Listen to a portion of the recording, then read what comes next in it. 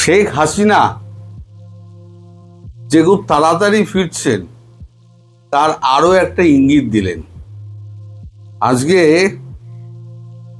এই সময়ের অনলাইন ভার্সানে অনমিত্র একটা সাক্ষাৎকার দিয়েছে ইমেল মারফত। সেখানে ওনাকে জিজ্ঞেস করা হয়েছে যে আপনি কি কোনো অবসর টবসর নেওয়ার পরিকল্পনা করছেন। সেখানে উনি পরিষ্কার জানিয়ে দিয়েছেন অবসর ভাবনা খারিজ, দুঃসময়ে মানুষের পাশে থাকতে চান হাসিনা।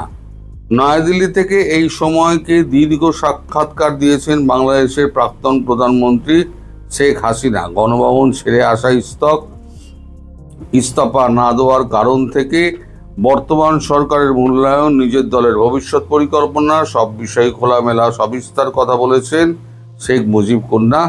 আজ তার প্রথম পর্ব। সেখানে এক জায়গায় উনি বলছেন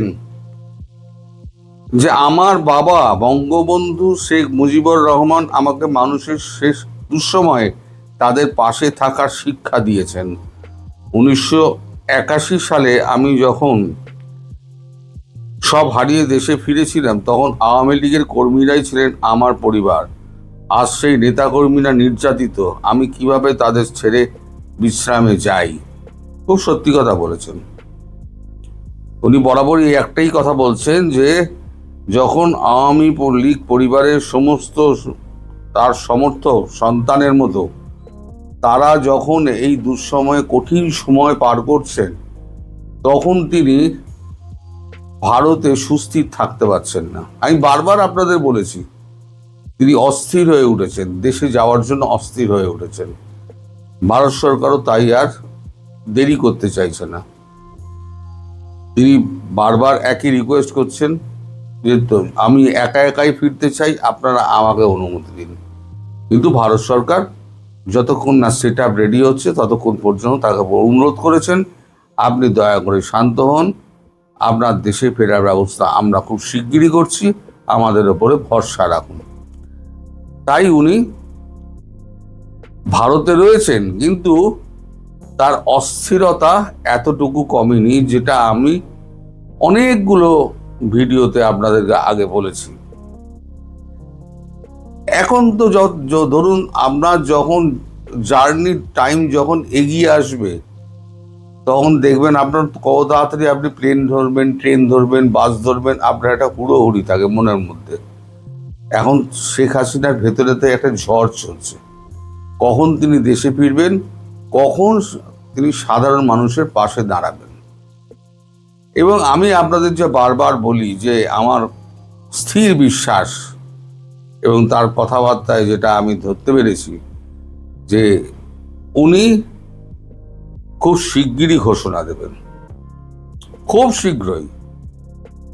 আপনাদের একটা অকল্পনীয় ভাবে আপনাদের কাছে হাজির হবে সেই সুসংবাদটা যে কবে তিনি দেশে ফিরবেন। এখন দেশে ফেরার সমস্ত কলকাঠিগুলো নাড়া হচ্ছে। যদি তাকে দেশে ফেরানো হয় এই পরিস্থিতিতে, দেখুন একটা কথা ঠিক যে আওয়ামী লীগ কর্মীরা এখন যে মাঠে নেমে গিয়েছে তাতে ভারত অনেকটা এতে আছে, নিশ্চিন্ত হয়ে আছে যে অ্যাটলিস্ট আওয়ামী লীগ কর্মীরা একটা সময় ঠেলা খেতে খেতে বিড়ালকে যখন আমি দেয়ালে কোণে ঠেলে দেবেন তখন বিড়াল দেখবেন ছিটকে লাফিয়ে এসে আপনার গলার টুটি কামড়ে ধরবে। এখন আওয়ামী লীগ কর্মীদের হচ্ছে ওই অবস্থা। সবই তো হারিয়েছি, আর কত মারবি, আর কত জেলে পড়বি। এবার হচ্ছে পাল্টা আক্রমণ। যেখানে যেখানে যাচ্ছে এই বিএনপির ছাত্র শাখা, তারপরে এই যে আমাদের বদমাইশগুলো ল্যাজ বিশিষ্ট তাদের সমস্ত সদস্য অর্ধেক তো ছেড়ে পালিয়ে গেছে, যে কটা এখন অবশিষ্ট আছে প্রচুর মারধর খাচ্ছে, পুলিশও ভয়ের চোটে পালিয়ে যাচ্ছে। এখন আশ্বস্ত ভারত হচ্ছে এই কারণে যে আওয়ামী লীগ কর্মীরাই হয়তো শেখ হাসিনাকে নিশ্চিন্তে বাঁচিয়ে রেখে দেবে। কিন্তু ভারত কোনো রকম চান্স নিচ্ছে না একটা সহজতম রুট একটা খুঁজে তাকে যথাসময়ে ফেরানোর চেষ্টা করছে। এ বিষয়ে একটা খবর আছে, কিন্তু এখনই বলার মতো নয়, 2-4 দিন বাদে আমি বলবো, কারণ এখনো খবরটা মানে কতটা সঠিক কতটা বেঠিক আমি জানি না। এখন দুম করে একটা কথা বলে দেবো, তারপরে দেখা যাবে যে সেটা সঠিক হলো না, তখন আপনারাই আমাকে 10 বার ওই 24 সালের 27শে মার্চের মতো অবস্থা হবে। তো আমি সেই মানে এর মধ্যে যাব না, মানে বিতর্কের মধ্যে যাব না, তাই আমি ওই খবরটার মধ্যে ঢুকছি না। কিন্তু খবরটা খুব ইন্টারেস্টিং, যদি হয় 3-4 দিনের মধ্যে আমি আপনাদেরকে জানাবো। এখন এই যে পত্রিকা আজকে একটা পর্ব বেরিয়েছে, আগামীকাল আর একটা পর্ব বেরোবে। এই পর্বে দেশে ফেরার কথা তিনি কিছু বলেননি। উনি বলেছেন আমি দেশে ফিরব এবং আমার কর্মীদের পাশে আমি দাঁড়াবো। আমার বাবা এটা শিখিয়ে গেছিলেন। আর শেখ হাসিনা ভয় পাওয়ার মতো নেত্রী নন। তিনি কিন্তু এখানে বসে সমস্ত কিছু তিনি প্ল্যানস অ্যান্ড প্রোগ্রামস রেডি করে ফেলেছেন। তার মানে দলে কি হবে না হবে সমস্ত কিছু তার কিন্তু একদম রেডি করা আছে। তিনি দেশের মধ্যে কিন্তু বিভিন্ন লোককে দিয়ে কাজ করাচ্ছেন। তার বিশ্বস্ত লোকজনের অভাব কিন্তু দেশের মধ্যে নেই, কম নেই। দেশের মধ্যে প্রচুর বিশ্বস্ত লোক আছে, তারা প্রতিদিন শেখ হাসিনার সঙ্গে যোগাযোগ করছেন এবং প্রধানমন্ত্রী তাদেরকে নির্দেশ দিচ্ছেন এই কাজটা করতে হবে এবং এতক্ষণের মধ্যে আমায় জানাতে হবে। তারা বিশ্বস্ততার সঙ্গে সেই কাজটিও করছেন এবং সময় মতো তারা জানিয়েও দিচ্ছেন। উনি আবার সেগুলো লিখে রাখছেন। ফলে পরবর্তী ক্ষেত্রে যখন উনি দেশে ফিরবেন, তখন কাকে দলে রাখবেন কাকে দলে রাখবেন না, নির্বাচনে ফের যাবেন কি নির্বাচনে যাবেন না, সেটা সম্পূর্ণ তার ইচ্ছার উপর নির্ভর করছে। আর এই যারা আজকে গদিতে বসে আছে, আমি বলেছি না আগামী 2 মাস, এই 2 মাসের মধ্যে সব কটা পালাবে। এখন তো পালানোর হিড়ি করেছে, আরো 6 জন বোধহয় পালাচ্ছে যা শুনলাম। দেখবেন পালাবার সব হিড়ি করবে, তারপর দেখবেন দু করবার সমস্ত পালাচ্ছে। এটা সব বিভিন্ন জায়গায়। ওই যে আমরা 26 অক্ষর সে নাকি বলেছে যে আমি 500 কোটি না 5000 কোটি টাকা নিজ শ্রমে আয় করেছি, কোনো 2 নম্বরই করিনি। সারা তোর তো বিহার চাকরি হওয়ার যোগ্যতা নেই, তুই 5000 কোটিকে 500 কোটি তুই মানে কষ্টার্জিত ধন তোর হলো কি করে? কোথায় কষ্টটা করলি? চাঁদাবাজি করা ছাড়া তো আর কোনো কাজ করিসনি। এরকম সারা দেশ লুটেছে, এরকম কয়েকশো আছে। মানে বড় বড় মাথাগুলো, ছোট ছোট মাথাগুলো ছেড়ে দিন, বড় বড় মাথাগুলো, সেগুলো যেন পালাতে না পারে। আপনারা এয়ারপোর্টের দিকে নজর দিন, আপনারা আরো বেশি করে সংঘবদ্ধ হন এবং দেশটাকে বাঁচানোর চেষ্টা করুন। আপনারা সংঘবদ্ধ হলেই দেখবেন শেখ হাসিনা ভারতেরও তোয়াক্কা করবেন না, উনি নিজস্ব প্লেন করে উনি বেরিয়ে যাবেন। আর নইলে ভারতবর্ষকে এমন চাপ দেবেন, মোদিজি বাধ্য হয়ে ওনাকে প্লেন দিয়ে দেবেন ঢাকা আন্তর্জাতিক বিমানবন্দরে নামার জন্য। তার আগে সেনাবাহিনীকে যা টাইট দেওয়ার, আমাদের সেনাবাহিনীর প্রধান উপেন্দ্র ত্রিবেদী টাইট মেরে দেবেন, যাতে ওনার সুরক্ষা যাতে অসুবিধে না হয়। কিন্তু আপনারা যেভাবে জোট বাঁধছেন সেভাবে জোট বেঁধে যান, তাহলে পরে আপনারাই একমাত্র পারেন তার মানে প্রত্যার্পণ করে মানে ত্বরান্বিত করতে। সেই লক্ষ্যেই আপনারা এগোন। আপনারা খুব ভালো কাজ করছেন এবং উনি খুশি, ভীষণ রকম খুশি। আমি আপনাদের বলছি উনি ভীষণ রকম খুশি আপনারা যেভাবে কাজ করছেন। সবাই ভালো থাকবেন, সুস্থ থাকবেন, সাবধানে থাকবেন এবং শেখ হাসিনার বার্তা পাওয়ার জন্য তৈরি হয়ে থাকবেন। যে কোনো সময় যে কোনো দিন সেই বার্তা আসতে পারে। সুপ্রিয় দর্শক শ্রোতামণ্ডলী, আপনারা এই মুহূর্তে আমাকে যে যেখান থেকে দেখছেন এবং পরবর্তীতে যে যেখান থেকে দেখবেন, আপনাদের সকলকে জানাই আমি আমার প্রাণঢালা অভিনন্দন এবং শুভেচ্ছা। আমি কৃতজ্ঞতা প্রকাশ করি সার্বক্ষণিক আমার পাশে থেকে আমাকে সহযোগিতা করার জন্য এবং উৎসাহ দেওয়ার জন্য।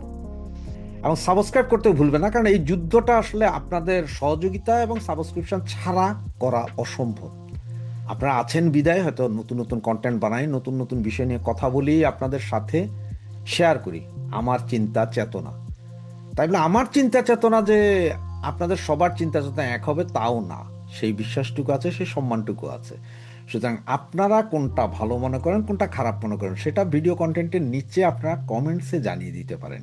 সেই হিসাবে পরবর্তীতে কথা বলার চেষ্টা করব।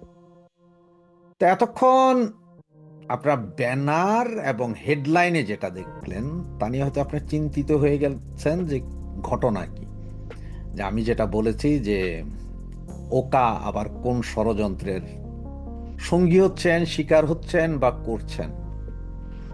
এই এক হেডলাইনের ভিতরে আপনারা যে যেভাবে পারেন সেভাবেই নিতে পারেন, এটা আপনাদের স্বাধীনতা।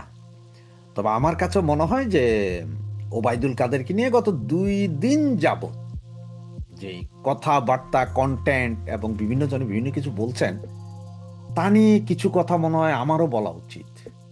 কারণ আমি একটা ঘটনার চরম সাক্ষী, যেটা আমার জীবনে এখন যে বয়স, হয়তো আমি মৃত্যুর আগ মুহূর্ত পর্যন্ত ভুলবো না, এমন একটা ঘটনার সাক্ষী। এটা আপনাদের শেয়ার করব, যদি আমি ওখানে কারণ নাম উল্লেখ করব না। সর্বপ্রথম কথা হচ্ছে যে আমাদের মহামান্য সেক্রেটারি আওয়ামী লীগের মতো একটা বিশাল সংগঠনের সেক্রেটারি ওবায়দুল কাদের, উনি যেভাবে আপনার 7ই জুনের আওয়ামী লীগের সবাই অনলাইনে সবাই দেখছিলেন, এসব লক্ষ কোটি জনগণ দেখছিলেন এবং আরো লক্ষ কোটি জনগণ এখনো দেখবেন, দেখছেন, বিচার বিশ্লেষণ চলছে, কোন নেতা কি বলেছে, এগুলো নিয়ে চুলচেরা বিশ্লেষণ চলছে। সেইখানে আমাদের স্যারের কথা ছিল যে নেত্রীর কাছে উনি একরকম প্রশ্নবাণ ছুড়ে দিয়েছেন বা নেত্রীকে ছোট করে দেখার মতন বলেছেন যে মানে চুপ্পু এবং সেনাপ্রধানকে বানানো ঠিক হয় নাই। ওনার একরকম কথা যে নেত্রী কারো কথা শুনেন নাই, কেউ কিছু বলেন নাই। তা আমার কিছু প্রশ্ন আছে। আমার প্রশ্নটা হচ্ছে যে কাদের কাকা, আপনি এই কথাটা তো এখন বললেন, সেই দিন কেন বললেন না যেই দিন আপনার এই চুপ্পুকে রাষ্ট্রপতি বানানো হয় বা আপনার সেনাপ্রধানকে সেনাপ্রধান বানানো, সেদিন তো আপনার মুখে ফুলঝুরি ছুটছিল। সেদিন কেন আপনার যখন সিদ্ধান্ত হয় সেদিন কেন আপনি বলেন না যে এদের বানাইলে আমি পদত্যাগ করব? এই সৎসাহসটা আপনার ছিল না কেন? কেন সেদিন আপনার বলেন না? সেইটা যদি নেত্রীর ভুল হয়ে থাকে তাহলে কিছু ভুল আমি আপনাকে একটু দেখাই দিই। যার নেত্রীর সবচেয়ে বড় ভুল হয়েছিল কি জানেন? এত বড় একটা সংগঠনে 3 বারের সেক্রেটারি রাখা, আপনি ওবায়দুল কাদেরকে 3 বারের সেক্রেটারি রাখা। আপনার মনে পড়ে 10-11 সালে আপনি যখন সংসদ সদস্য ছিলেন, মন্ত্রী করা হয়নি, তখন আপনি সে কি আওয়ামী বিরোধী কথাবার্তা সংসদে? যদি আমার কথা অবিশ্বাস হয়, যারা শুনছেন আমার কথা যদি অবিশ্বাস হয়, সেই সময়কার বেশ কিছু ভিডিও ফুটেজ এখনো আছে অনলাইনে, এগুলো একটু শুনে দেখতে পারেন। যেই আপনাকে মন্ত্রী করে দেওয়া হলো, ক্যাবিনেট মন্ত্রী, সেই দিন থেকে আপনি আবার চুপ। তার মানে আপনি তখন একটা প্রেশার ক্রিয়েট করছিলেন সংসদে দাঁড়াইয়া যে মানে আপনাকে কেন মন্ত্রী করা হচ্ছে না, আপনি এত বড় একজন হেডম জাহাজের কচ্ছপ সেক্রেটারি সাহেব, ঠিক না স্যার? স্যার আপনার কি মনে পড়ে 111-এর সরকারের সময় আপনাকে যখন সেনাবাহিনী হেফাজতে নেয়, তখন আপনি বলেছিলেন যে নেত্রী নির্দেশে এই করেছেন, সেই করেছেন। আমি কথাগুলো উল্লেখ করতে চাই না কি কি বলেছিলেন আপনি, সেগুলো এখন আপনার চাইলে যে কেউ, যে কোনো পাবলিক আপনার চাইলে ভিডিও দেখতে পারেন, ভিডিওতে আছে সেদিন আপনি কি কি বলেছিলেন। কিন্তু সেই দিন আপনাদের মতন এই সমস্ত নেতাদেরকে বাঁচাতে আমাদের নেত্রী কি বলেছিলেন জানেন? যে হ্যাঁ, আমি নির্দেশ দিয়েছি যে তোমাদেরকে যাই বলবে সব আমার ঘাড়ের উপর দোষ দিও। সেদিন নেত্রীর এটা মহানুভবতা ছিল যে আপনাদের মতো নেতাদেরকে বাঁচানোর জন্য নেত্রী নিজের কাঁধে নিয়ে নিয়েছিলেন, যাতে জনরোষের শিকার না হন, আমাদের শিকারে না পড়েন আপনারা। কারণ আপনার তো ইতিহাস মনে আছে যে আমরা যারা জননেত্রী শেখ হাসিনাকে ভালোবাসি, বঙ্গবন্ধুকে ভালোবাসি, তারা আপনাদেরকে দিগম্বর করে দিতে 2 সেকেন্ড দেরি হবে না আমাদের, মনে আছে না? আপনার চেয়ে অনেক বড় শক্তিশালী নেতা ছিলেন মোস্তফা মহসিন মন্টু, কি হয়েছে দেখেছেন তো? ডক্টর কামাল হোসেন, কি হয়েছে দেখেছেন? এটা আরো অনেক নেতার নাম বলতে পারবো স্যার, তাদের কি হয়েছে স্যার? স্যার এই দলটার যদি ক্ষতি সবচেয়ে বেশি করে থাকে সেটা হচ্ছে আপনি করেছেন। এই দলের চোর, বাটপার, গুন্ডা, বদমাশ, আপনি যারাই বলেন, তারা জানা ক্ষতি করছে। তার চেয়ে বেশি ক্ষতি আপনি করছেন। মনে আছে আপনার সেই বক্তব্যটা স্যার, যে আপনি কি বলেছিলেন যে জামাত বিএনপির ঘরের লোকজন কেন ছাত্রলীগ করতে পারবে না, জামাত বিএনপির সন্তানরা ছাত্রলীগ করতে পারবে। সেদিনই আপনি দলের 12:30 না, শুধু ওই যে আমাদের কুকুর হাদি আছে না, সে যে বলেছিল মাউয়াস তালিবাস ম সিরা ফালান, আপনি সেই দিনই পার্টির তালিবাস ম সব সিরা ফেলাইছিলেন আপনার কারণে। আপনার কাদের সাহেব, আপনার কারণে অনেক অনেক জামাত বিএনপি ঘরের লোকজন আওয়ামী লীগে ঢুকছে, এখনো আছে। অনেক চিহ্নিত রাজাকারের নাতিপুতি, যার নানা রাজাকার, বাপ রাজাকার, ভাই রাজাকার, তারপরে আপনার শ্বশুর রাজাকার, বা বাপ বিএমপি, শ্বশুর বিএমপি, নানা রাজাকার, চিহ্নিত রাজাকার কমান্ডার, দাদা রাজাকার কমান্ডার, 14 গোষ্ঠীতে সব জামাত বিএনপি করে। সেই ধরনের লোকও এখন আপনার কারণে আওয়ামী লীগ, যুবলীগ, ছাত্রলীগের ঢুকে বসে আছে, একমাত্র আপনার কারণে। ভুলে গেছেন স্যার এগুলা? স্যার একটা কথা একটু মনে করাই দিই, ময়মনসিংহের এক ভদ্রলোকের কথা নিগাত মনে আছে আপনার, শামীম স্যার। শামীমকে কি বানিয়েছিলেন স্যার? শামীমকে কি বানাইছিলেন আপনার মনে আছে? জেলা আওয়ামী লীগের ভাইস প্রেসিডেন্ট বানাইছিলেন স্যার। সেই শামীম হচ্ছে বিএনপি এবং যুবদল নেতা ছিলেন, তাকে আপনি ভাইস প্রেসিডেন্ট বানাইছিলেন 2025 সালে। সেই শামীম বলছে যে আমার 14 গোষ্ঠী করে বিএনপি, আমারে কেন যায় স্যার? সে শামীমের সাথে ব্যবসা কিন্তু আপনি এখনো চলছে স্যার, লভ্যাংশ যাচ্ছে না স্যার আপনার কাছে? যদি অস্বীকার করেন সেটা প্রমাণও দিব স্যার। সেই শামীমের ভাই টিটুকে মেয়র বানিয়েছিল কে স্যার? কার প্রচ্ছন্ন ইঙ্গিতে স্যার? শামীম তো জামালপুরের ছিল স্যার, শামীম অরিজিনাল জামালপুরের ছিল। তারা ময়মনসিংহে এনে প্রতিষ্ঠিত কে করেছে স্যার? আপনি না স্যার? এই শামীমের কথাটা কেন বলছি জানেন? জামালপুর থেকে না ময়মনসিংহে কেন বলছি জানেন স্যার? স্যার আপনার যদি স্মরণ না থাকে তো একটু স্মরণ করেন, স্মরণ করলে হয়তো আমার এই চেহারাটা, অবশ্য তখন আরেকটু 2024-এ, আজ থেকে 1.5 বছর আগে আমার চেহারাটা আরেকটু ভাঙা ছিল। সে চেহারাটা আমি প্রয়োজনে আমার ভিডিওর পেছনে বা কোনো এক জায়গায় লাগিয়ে দিব স্যার, আমার সেই ওই দিনকার ছবিটা মনে আছে স্যার? আমার সাথে একজন মুরব্বী ছিল, আরো 20-25 জন লোক ছিল। আপনি সেই মুরব্বীকে কি বলেছিলেন? যে আপনি তো অমুক অঞ্চলের লোক না, ইলেকশন করতে আইছেন, আপনি অমুক অঞ্চলে যান। আর যেই ভদ্রলোকের জন্ম থেকে মৃত্যু পর্যন্ত সেই শহরে, তাকে আপনি এইভাবে চরম অপমান করেছিলেন এবং কি বলেছিলেন? যে 2-3 কোটি টাকা যারা খরচ করতেছে তাদের নমিনেশন না দিয়ে আপনার সততারে নমিনেশন দেবো। মনে আছে স্যার কথাটা? 14 গোষ্ঠী আওয়ামী লীগ করে। যদি মনে না থাকে স্যার একটু স্মরণ করেন, আমার চেহারাটা একটু স্মরণ করেন তো স্যার। সেদিন আমি সেখানে উপস্থিত ছিলাম স্যার, সালাম দিয়েছিলাম আপনারা, কিন্তু আপনি তো আমাদের কথা শোনার মতো সময় ছিল না স্যার। তখন আপনার চারপাশে মধুমাক্ষীরা ছিল স্যার। স্যার এছাড়া আপনাকে নিয়ে আমি যদি কন্টেন্ট করতে যাই, অন্তত 200 কন্টেন্ট করতে পারো যেগুলো তথ্য প্রমাণ সহ স্যার, আপনাকে নিয়ে কন্টেন্ট করা যাবে স্যার। আপনি 111-এর সময় আওয়ামী লীগের যে ক্ষতি করেছেন, নেত্রীর যে ক্ষতি করেছেন, সেই ক্ষতির র্যাশ নেত্রী কাটাই উঠতেই আপনি একেবারে পুরা তালিবাস সব ছিঁড়া ফেলাইতেছেন স্যার। আপনার যে দুঃখটা আছে, এই যে আপনার ধরেন রাষ্ট্রপতি, সেনাপ্রধান এদের নিয়ে কথা, এটা তো আপনার ওয়ার্কিং কমিটির নর্মাল বৈঠকে বলতে পারেন না, যেটা রুদ্ধদ্বার বৈঠক হয়, সেখানে আপনি ঝাড়তে পারেন, যা ইচ্ছা তা বলতে পারতেন। তো সেটা বলেন না। এই বুড়াকালে হঠাৎ করে ভীমরতি কি আপনার কি চলে আসছে নাকি? জওয়ান কি চলে আসছে স্যার? নাকি স্যার আবার কোন ষড়যন্ত্রের চাপে আছেন স্যার? চাপে নাই আপনি স্যার, আপনি নিজেই তো একটা কঠিন ষড়যন্ত্র করতে পারেন। আপনার মাল কিন্তু স্যার সেই রকম মাল স্যার। আপনার ভাইটা কই যে বলছিল যে 10,000 টোয়ায় হাইতি না, মনে আছে স্যার? আপনি যখনই কোনো সমস্যা নিয়ে কোনো বিপদে পড়তেন, আপনার এই বাইরে লেলাই দিতেন যে তুমি এমন একটা কাহিনী করো, মানুষ এদিকে চিন্তা করুক, আমার দিকে না হোক। কারণ আপনি তখন রিসোর্টে ঘুরেন স্যার। ওই যে বললাম আপনার চতুর্পাশে শুধু মধুমাক্ষী স্যার, এদের যন্ত্রণায় কেউ কথা কইতে পারতো না। আপনি বেয়াদবি করেন নাই, আপনি তুচ্ছ-তাচ্ছিল্য করেন নাই, আপনি মারতে যান নাই, এমন কোন নেতা আছে আওয়ামী লীগে বলেন তো? আপনাকে যখন থেকে আওয়ামী লীগের সেক্রেটারি বানাইছে তখন থেকে আপনি কি কি না করেছেন স্যার? স্যার আপনি চিটাং গেলে কক্সবাজার যাইতেন গা সেই শামীমের হোটেলে থাকার জন্য স্যার। শামীমটা কে স্যার একটু বলবেন স্যার? কি স্বার্থ স্যার? স্যার এখনো যে 10 লক্ষ টাকা প্রতি মাসে আপনাকে পাঠানো হয় হুন্ডির মাধ্যমে স্যার, বলবো স্যার মিরপুরের কোন হুন্ডি ব্যবসায়ী আপনার কাছে সে টাকা পৌঁছে দেয়? এটা বলবো স্যার, প্রমাণ সহ কোন মাসের কত তারিখে গেছে এগুলো বলবো স্যার। বলবো নাকি স্যার একটু? স্যার জানুয়ারি মাসের 9 তারিখ পর্যন্ত আপনার টাকা না পৌঁছানোর পরে আপনি 16 তারিখে ফোন করে কি কি বলেছিলেন স্যার, ওগুলার কি রেকর্ডিংটা ছেড়ে দিব স্যার? স্যার আপনি একটা কথা বলছিলেন, এক মাসুদ কি বিআরটিএফ মনে আছে স্যার? মাসুদ তুমি ভালো হয়ে যাও। সেদিন যদি মাসুদের জায়গায় আমি থাকতাম স্যার, তাহলে আমি বলতাম কাদের কাকু তুমি ভালো হয়ে যাও। তো এখন বলি কাদের ভাই আপনি ভালো হয়ে যান।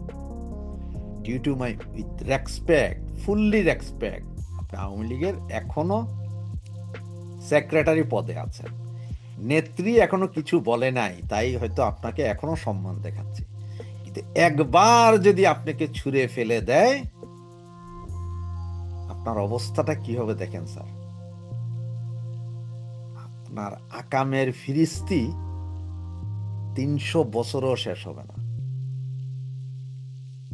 খন্দকার মোস্তাক কিন্তু আওয়ামী লীগের সাথেই ছিল স্যার। আমি চাই না আপনার নামটা সে মুস্তাকের জায়গায় চলে যাক। আমি চাই আপনার নামটা as a secretary Obaidul Quader হিসাবেই থাকুক স্যার। 92 সালে স্যার সিটি কলেজের একটা বক্তৃতায় আপনার বক্তৃতা শোনার জন্য গিয়েছিলাম স্যার। এই ফুল আমি কিভাবে নিব, যে এই ফুলের মধ্যে বোমা রেখে রাজীব গান্ধীকে মারা হয়েছিল, মনে আছে স্যার? সেই কাব্যিক কবিতা, কাব্যিক বক্তব্য স্যার। আপনি সেই জায়গায় থাকলেই ভালো করবেন স্যার। সেইখান থেকে এসে কোন্দল সৃষ্টি করতে আসেন না স্যার, নিজেকে অতি বিপ্লবী বানাইয়েন না স্যার। অতি বিপ্লবী আপনার চেয়ে আমরা অনেক বেশি অতি বিপ্লবী স্যার। কারণ আমরা এক পয়সা খাই নাই তো স্যার। আমাদের কোনো শামীম, আমাদের কোনো টিটুর জন্মদিনে, আমরা কোনো জামাত বিএনপির জন্মদিনে, আমাদের ঘর বাড়িতে যেসব বাচ্চা কাচ্চা পয়দা হয় না, এগুলো আওয়ামী লীগ কইতে হয়, এগুলো শেখ মুজিব শেখ হাসিনা কইতে হয়। এর বাইরে কইলে আমরা হেগোরও বাত্য দেওয়া দূরের কথা, দরকার লবণ খাওয়া মাইরালাম স্যার। কিন্তু আপনি স্যার, যাক স্যার আজকে আর কিছু বললাম না, তবে ভবিষ্যতে আরো কি কি বলবো বা আরো কি কি প্রমাণ দিব স্যার, এটা আপনি বুঝতে পারছেন স্যার। স্যার আপনার তো আজকের আমার এই কথাই বুঝতে পারছেন যে হুন্ডির টাকা কি কি প্রমাণ আমার কাছে আছে, তাও হয়তো আপনি জানেন স্যার। ধন্যবাদ স্যার, ভালো থাকবেন। আমি বলবো স্যার, দলটার সর্বনাশ যা করছেন করছেন, এবার একটু ক্ষান্ত দেন। বয়স অনেক বেশি হয়ে গেছে স্যার, না পারলে স্যার পদত্যাগ করেন। আপনার এত দুঃখ যে পাবলিকলি আইসা অমুক হয়েছে তমুক হয়েছে, ওগুলা না করে নিজে পদত্যাগ করেন, দায়ী দায়িত্ব স্বীকার করে পদত্যাগ করেন। আপনার একটা বক্তব্যের কারণে আজকে পতন। আপনি কি বলছিলেন যে তোমাদের আন্দোলন ঠেকাই দেয় ছাত্রলীগ যথেষ্ট। ছাত্রলীগ কি আপনার লাঠিয়াল বাহিনী, আপনার বাপের বাহিনী? চরের থেকে উঠে আইছেন তো আপনি। সেদিনই ঢাকা ইউনিভার্সিটিটারে সব ছিঁড়া দিছেন, কারণ আপনি ছাত্রলীগের লাঠিয়াল বাহিনী বানাইছিলেন। কথায় আর কাজে তো মিল নাই। কথা যে কখন কি বলেন স্যার সেটাও স্মরণ থাকে না। স্মরণ করবেন, এবং আমি বলবো যে ভবিষ্যতে কি হবে, চুপ থাকেন। আপনি যত চুপ থাকবেন আপনার গন্ধ তত কম বাইরে হবে, কারণ গু যত নাড়বেন গন্ধ তত বাইরেব। তা আপনার নিজের গন্ধই কুলায় না। বগলের নিচের আপনার নিজের গন্ধ দেখেন স্যার, লরিয়েলের ওই বগলের স্প্রে ব্রুট এডি মারলো আপনার বগলের গন্ধ যাইব না।